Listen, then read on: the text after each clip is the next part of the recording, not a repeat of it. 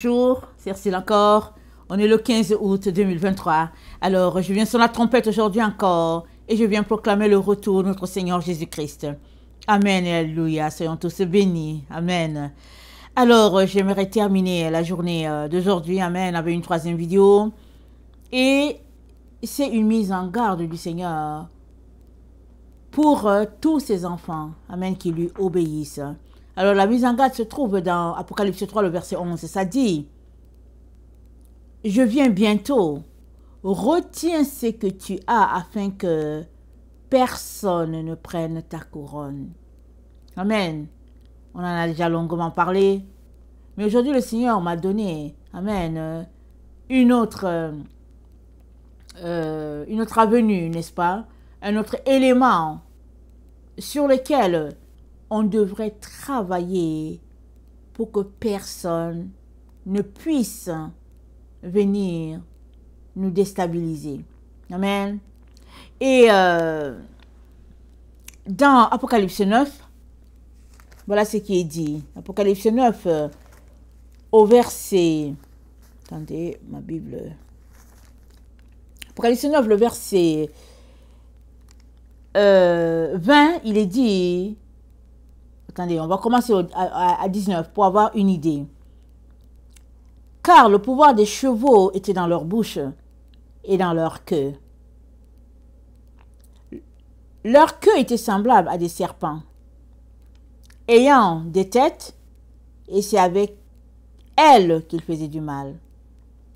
Les autres hommes, qui ne furent pas tués par ces fléaux, ne se repentirent pas des œuvres de leurs mains, de manière à ne point adorer les démons et les idoles d'or, d'argent, d'airain, de pierre et de bois, qui ne peuvent ni voir, ni entendre, ni marcher. Et ils ne se repentirent pas de leurs meurtres, ni de leurs enchantements. Enchantement, c'est la sorcellerie, ni de leur impudicité, ni de leur vol. Amen. Alors, ici, l'Apocalypse 9 parle, n'est-ce pas, de toute la transformation qui se passe dans la vie de plusieurs personnes, de telle sorte que elles se mettent à faire les œuvres des ténèbres. Et ce sont des personnes qui sont décrites ici, dans l'Apocalypse 9. Ce sont des personnes, mais elles sont décrites. Et puis quand elles sont décrites, on a l'impression que ce sont des démons. Mais ce sont des personnes. Donc ce sont des démons sous forme humaine. Parce que ce sont des personnes qui sont possédées, qui sont remplies de toutes sortes d'esprits. Et au verset 20 donc, c'est dit que les autres qui n'étaient pas dans cette situation aussi, une situation prononcée comme ce que Apocalypse 9 décrit, les autres qui ne sont pas dans cet état ne sont pas repentis. Et c'est dit quoi? De manière à ne pas adorer l'argent, les reins, les pierres, le bois. C'est-à-dire, les gens sont toujours dans le matériel. Courir après les choses de ce monde. Les achats, les lèche-vitrines, ces choses qu'on aime, notre cœur est tourné vers ça. Alors, voilà pourquoi ça parle d'adorer les idoles. Parce que quand ton cœur est quelque part, cette chose-là devient ton idole, ou bien une idole dans ta vie. La seule chose qui n'est pas une idole dans ta vie, c'est Dieu.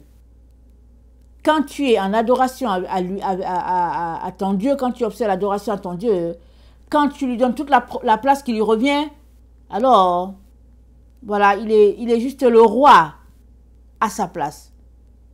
Mais si tu ne donnes pas toute la place qui revient à ton Seigneur, tout le reste que tu fais, que tu aimes, est idolâtrie. Alors, c'est dit que les gens ne se sont pas repentis. Ça parle de meurtre. Vous savez, le meurtre, ce n'est pas forcément de tuer quelqu'un. Le simple fait d'insulter une personne, c'est un meurtre. Le simple fait d'être méchant envers une personne, c'est un meurtre. Parce que la Bible dit, si tu dis à ton frère, Raka, ça dit tu mérites la mort. Tu mérites le feu de la géhenne, c'est ça qui est dit. Alors, Raka, c'est vraiment une injure. Et Dieu, en donnant cet exemple-là, nous montre que nous devons nous aimer les uns les autres et nous devons traiter l'autre comme on aimerait traiter nous-mêmes, comme on aimerait être traité nous-mêmes. Si bien que on est en ce moment sur la terre dans un temps de repentance. S'il y a une seule chose qu'on peut faire à tous les jours, c'est se repentir. C'est la seule chose qu'on peut faire. Que tu penses que tu sois arrivé, que tu penses que tu n'es pas encore arrivé, que tu penses que tu marches sur le droit, tout ce que tu peux faire, c'est te repentir le matin, midi, soir, à tout moment pour dire Seigneur, aie pitié et compassion, aide-moi à m'en sortir. Et parce que la Bible nous dit de prier sans cesse, de prier et de prier. Pourquoi? Parce que les temps sont durs. On est appelé par notre Seigneur Jésus-Christ à racheter le temps. Mais surtout, les esprits séducteurs sont partout. Et puis, les œuvres de ténèbres sont répandues. Et Dieu nous dit de prier sans cesse. De prier et de prier et de prier et de prier. On est appelé à prier tout simplement. De telle sorte qu'on puisse être gardé. Amen. Alors, est-ce que c'est ça que tu es en train de faire? Ou bien, es-tu tout simplement en train de dire, il ne faut pas exagérer? Ou bien es-tu de ceux-là qui disent, je ne vois pas de péché dans ma vie, et ils sont assis devant la télévision, devant Internet, en train de regarder les matchs, peu importe. Mais si tu n'as pas de péché dans ta vie, et que tu n'en vois pas, alors c'est grave. Amen. C'est grave. Parce que le simple fait que tu sois assis devant la télévision, c'est un péché. Excuse que je te dise la vérité, c'est un péché. Parce que la dîme de ton temps doit revenir à Dieu. Et Apocalypse 9 nous interpelle si bien à la repentance, parce que c'est dit, les autres ne se repentirent pas. Alors, peut-être que tu fais partie des autres, amen, qui ne sont pas séduits par toutes ces sortes, par tous les esprits en circulation. Peut-être que tu fais partie de ces autres-là, amen, qui ont réussi à s'échapper et qui ne sont pas aux prises avec les esprits séducteurs. Peut-être. Dieu merci. Mais si tu n'es pas en train de te repentir, alors tu ne sais pas à quel moment tu risques d'être pris dans un piège. Tu ne sais pas. Alors la repentance, non seulement nous donne d'être tout petit devant Dieu, demandant de l'aide de lui, mais ça nous donne aussi de demeurer dans la lumière. Ça nous donne d'être vigilants afin de ne pas basculer de l'autre côté. Alors le Seigneur Jésus-Christ nous dit dans Apocalypse 3, le verset 11, il dit que personne ne prenne ta couronne.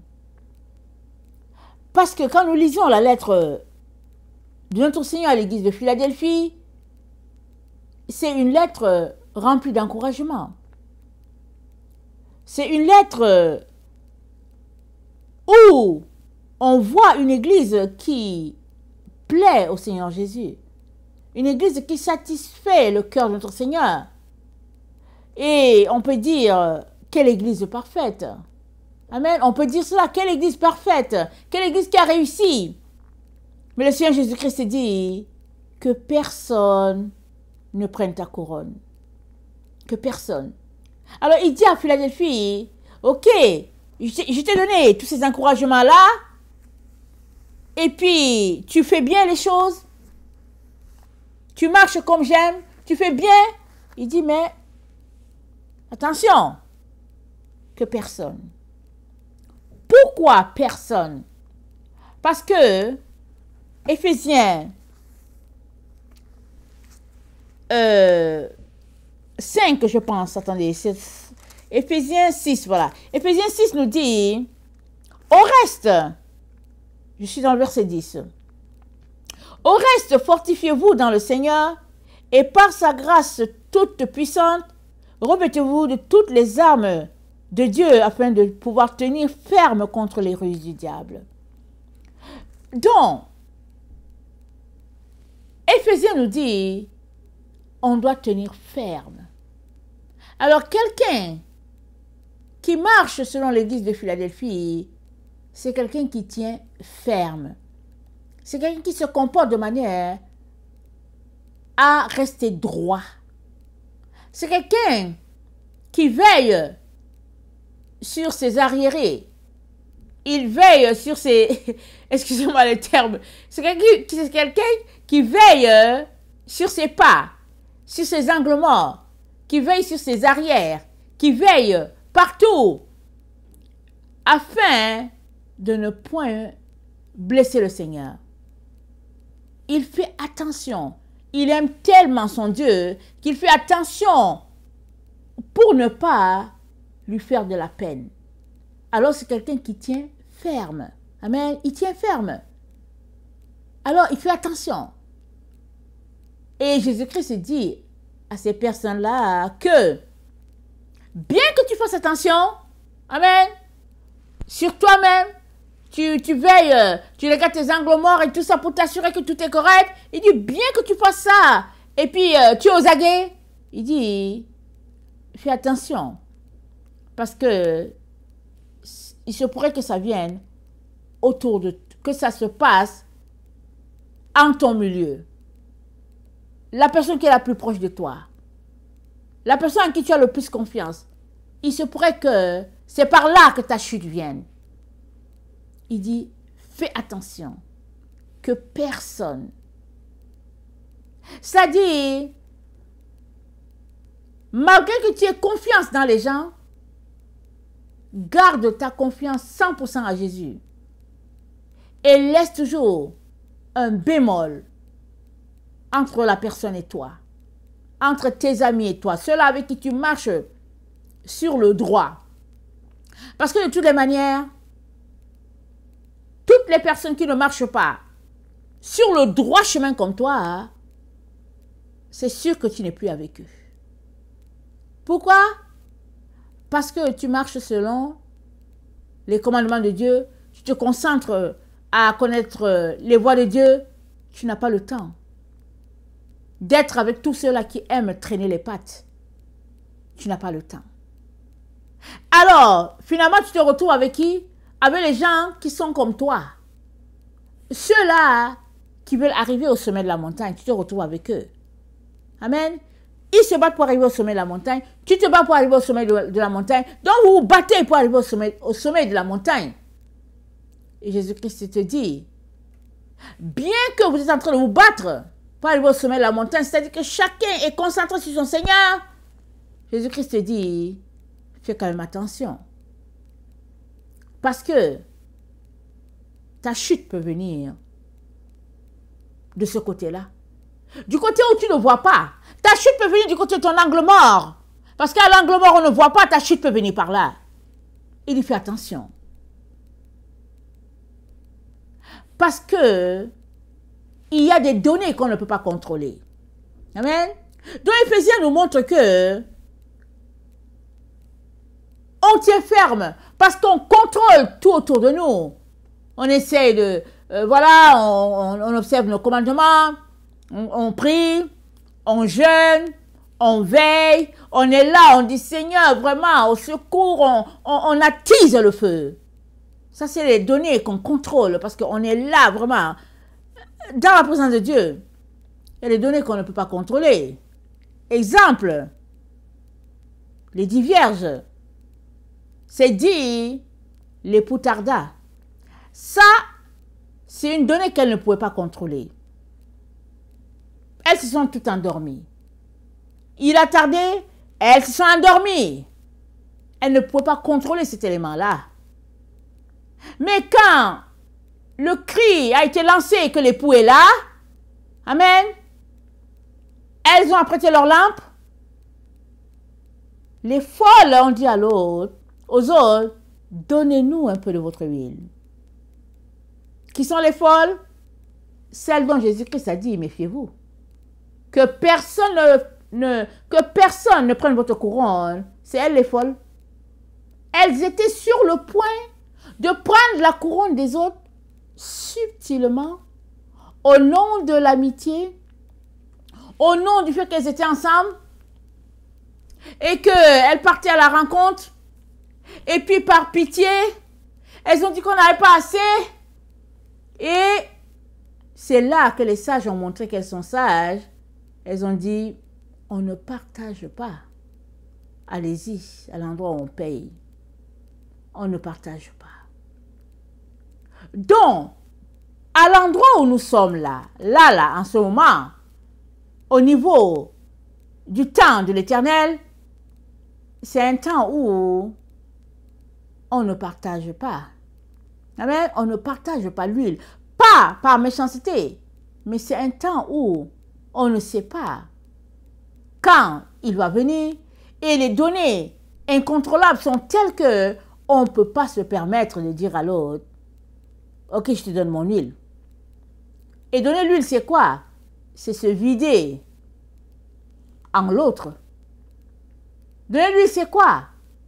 C'est pouvoir se sacrifier pour faire quelque chose pour l'autre, alors que l'autre est appelé à le faire pour lui-même ou bien pour elle-même. Et on est dans ce temps-là. Un temps très critique. Un temps très intense. Un temps aussi très secret. Parce qu'il y a beaucoup de choses qui se passent en secret qu'il faudrait juste garder pour soi. Parce que les esprits séducteurs, les esprits voleurs sont partout.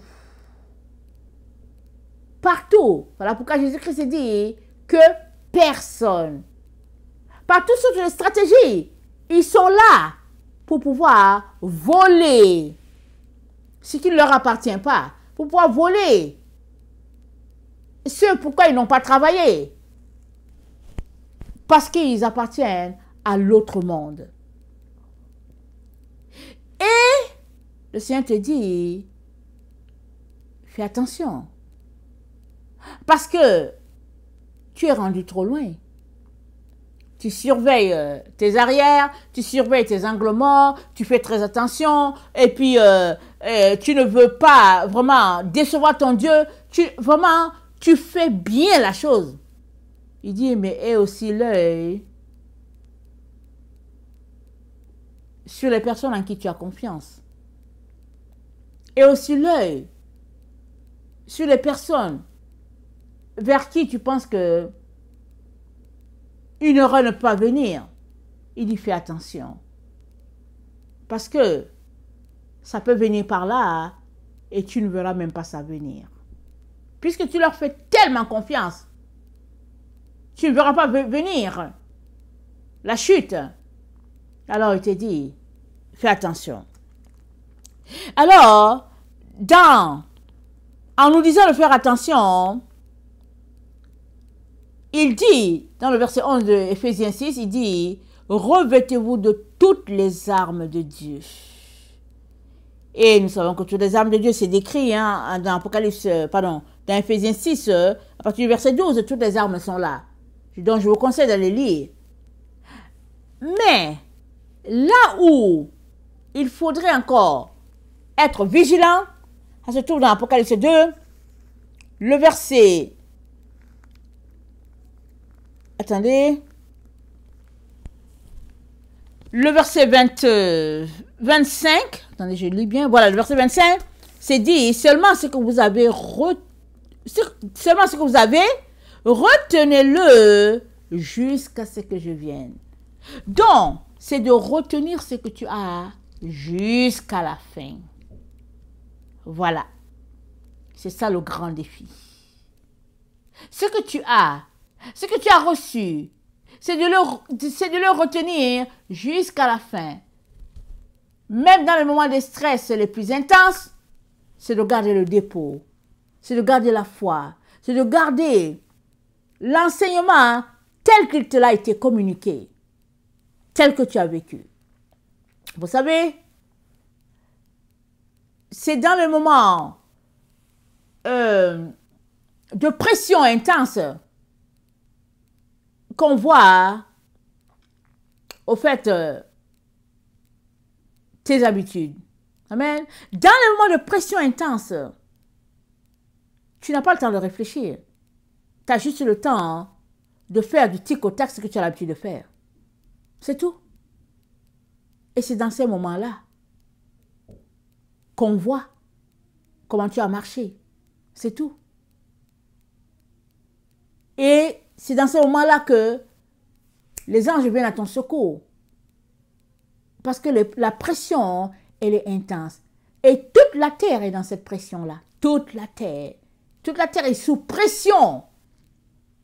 Parce qu'il y a un combat qui se passe. Il n'est pas visible à l'œil nu, mais c'est un combat spirituel où il y a guerre entre la lumière et les ténèbres, entre les forces du mal et les forces de lumière, entre les enfants de lumière et les enfants de ténèbres. Il y a une guerre qui se passe. Et il faudrait gagner la guerre. Amen. Il faudrait gagner la guerre. Voilà pourquoi l'enfant de Dieu ne peut pas se permettre certaines choses. Et s'il y a un élément important que le Seigneur pointe aujourd'hui, amen, c'est la crainte de Dieu. La crainte de Dieu va t'aider dans ces moments-là. Il est important d'augmenter ta crainte de Dieu. Ça ne s'apprend pas comme ça sur le tas. Hein. La crainte de Dieu, c'est dit quoi? C'est le commencement de la sagesse. C'est-à-dire, tu apprends à craindre Dieu, tu marches en le craignant et chaque jour, tu augmentes ta crainte de Dieu. Tu ne la diminues pas. On a tendance à diminuer la crainte de Dieu. On a tendance à alléger les choses en disant, ok, mais ça fait longtemps que je marche avec Dieu, ok, c'est pas grave, je peux plutôt faire ceci. Justement, c'est ce qu'il ne faudrait pas faire. Amen. C'est ce qu'il ne faudrait pas faire. Il faudrait continuer de craindre Dieu jusqu'à, en tout cas, le craindre au maximum, le craindre et le craindre toujours. Parce que s'il est Dieu, ou bien s'il est notre Père, voilà, il est aussi Dieu et il est l'être suprême. Il faut savoir faire la différence entre le Père et Dieu. Il ne faudrait pas rendre tout léger, faire sauter toutes les balises, comme si, ok, maintenant qu'il est notre Père, c'est pas grave. Non, non, non. Il est notre Père, mais il demeure Dieu à perpétuité. Ça, on ne doit jamais l'oublier. Alors, excusez-moi, dans Siracide 34, au verset 14, il est dit ceci. Siracide 34 au verset 14. C'est dit, ceux qui craignent le Seigneur auront longue vie, car leur espérance repose sur celui qui peut les sauver. Celui qui craint le Seigneur n'a rien à redouter. Jamais il ne s'effraie, car c'est lui son espoir. Heureuse l'âme de celui qui craint le Seigneur. Sur qui s'appuie-t-il? Qui est son soutien? Les regards de Dieu sont sur ceux qui l'aiment. Bouclier puissant, soutien vigoureux, abri contre le vent brûlant, ombrage contre le feu du midi, sauvegarde contre les obstacles, protection contre la chute. Il élève l'âme et fait briller le regard, en procurant guérison, vie et bénédiction. C'est ça que Dieu apporte à l'âme qui le craint. Amen. Quand tu crains le Seigneur, une fois que tu es dans le feu, au moment où tu t'attends le moins, il envoie du secours. Parce qu'il dit, cet enfant me craint. Amen. C'est ça que ça dit dans Siracide 24. Et dans Siracide 15, Siracide, vous allez le trouver en ligne, ok? Dans Siracide 15, voilà ce qui est dit. Attendez, Siracide 15, au verset 1, c'est dit, celui qui craint le Seigneur agit en conséquence. Celui qui est maître de la loi atteindra la sagesse. Elle viendra à sa rencontre comme une mère, comme une épouse vierge. Elle l'accueillera, elle le nourrira de pain de l'intelligence, elle l'abreuvera de l'eau de la sagesse. Il s'appuiera sur elle et ne fléchira pas. Il s'attachera à elle et ne sera pas confondu. Elle l'élèvera au-dessus de ses proches, au milieu de l'assemblée, elle lui ouvrira la bouche. Il trouvera joie et couronne d'allégresse. Il obtiendra un renom éternel. Mais les insensés ne l'atteindront pas, les pécheurs ne la verront pas. Elle se tient loin des orgueilleux. Les menteurs ne se souviendront pas d'elle. La louange est malvenue dans la bouche du pécheur, parce qu'elle n'est pas envoyée par le Seigneur. C'est la sagesse qui fait prononcer la louange. C'est le Seigneur qui l'inspire. Amen. Donc, celui qui craint le Seigneur a du renfort. C'est dit, la sagesse va venir à sa rencontre. C'est ça qui arrive à ceux-là qui craignent le Seigneur. Et l'autre élément, ça se trouve dans Malachie. Malachie, c'est le dernier livre après Matthieu. Malachie, dernier livre avant Matthieu. Alors, Dieu, il parle des Lévites. Amen. Il parle de la crainte que les Lévites avaient de lui. Alors, Malachie 3. Voilà ce que Dieu dit. Attendez. C'est Malachie 2. Malachie 2, Dieu dit, vous saurez, je suis au verset 4, Malachie 2, le verset 4. Vous saurez alors que je vous ai adressé cet ordre, afin que mon alliance avec Lévi subsiste, dit l'Éternel des armées. Mon alliance avec lui était une alliance de vie et de paix, ce que je lui ai accordé pour qu'il me craignît. Et il eut pour moi de la crainte. Il a tremblé devant mon nom. La loi de la vérité était dans sa bouche, et l'iniquité ne s'est point trouvée sur ses lèvres. Il a marché avec moi dans la paix et dans la droiture, et il a détourné du mal beaucoup d'hommes. Car les lèvres du sacrificateur doivent garder la science, et c'est à sa bouche qu'on demande la loi, parce qu'il est un envoyé de l'Éternel des armées. Mais vous êtes écartés de la voie. Vous avez fait de la loi une occasion de chute pour plusieurs. Vous avez violé l'alliance de Lévi, dit l'Éternel des armées. Et moi, je vous rendrai méprisable et vil aux yeux de tout le peuple, parce que vous n'avez pas gardé mes voies et que vous avez eu égard à l'apparence des personnes quand vous interprétez la loi. Amen. Dieu dit, au verset 5, nous sommes dans Malachie 2, au verset 5, il dit, Lévi a eu une crainte de moi. Il a tremblé devant mon nom. La vérité était dans sa bouche. L'iniquité ne s'est point trouvée sur ses lèvres. Il a marché avec moi dans la paix et dans la droiture. Il a détourné du mal beaucoup d'hommes. Ça là, c'est des points très importants pour Dieu. Applique-toi tous les jours à être trouvé craintif de Dieu. Améliore-toi. Chaque jour, fais des efforts pour devenir meilleur dans la crainte de Dieu. Parce que lui seul peut te sortir du bourbier. Lui seul peut venir à ton secours. Dans les temps dans lesquels nous sommes, lui seul peut t'aider. C'est intense ce qui se passe sur la terre. C'est intense.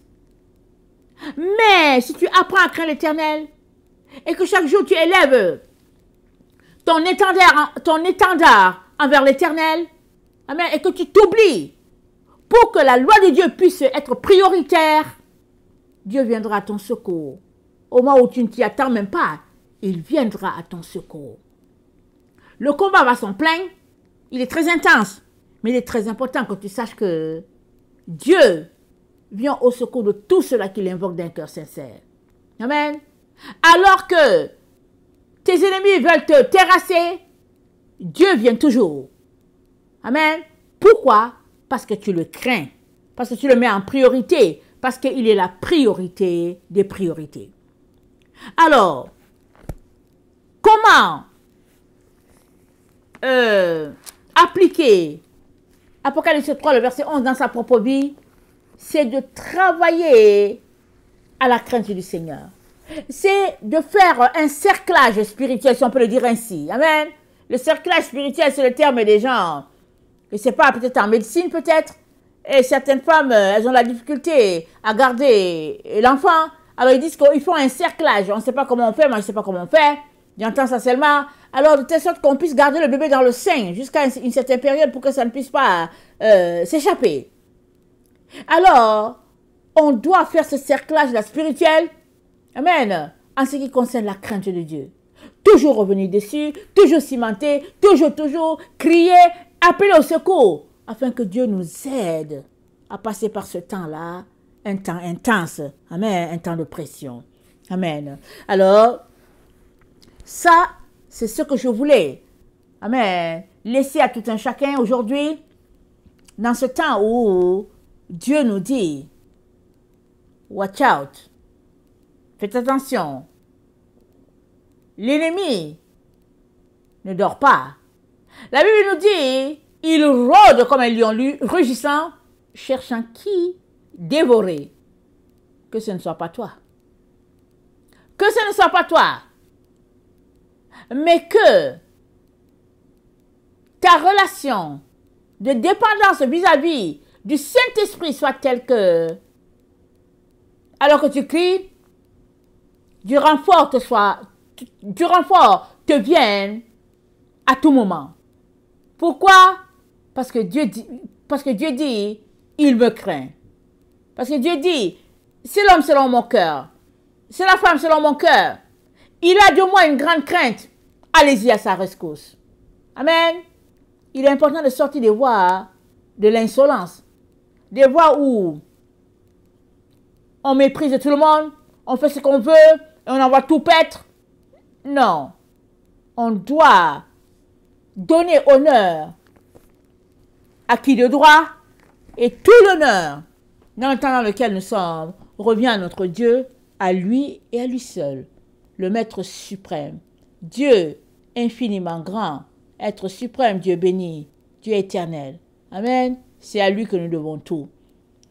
Que le nom de notre Dieu soit béni et que nous puissions travailler d'arrache-pied de manière à lui être agréable en tout, laissant de côté tout péché. Il n'y a pas de gros péché, il n'y a pas de petit. Péché, c'est péché. Il faut s'en éloigner. Amen. Et il faut donner à Dieu toute la place qui lui revient en le craignant à tous les niveaux. Que le Seigneur bénisse sa parole. Maranatha, Jésus revient. Amen. Alléluia. Soyons tous bénis. Amen.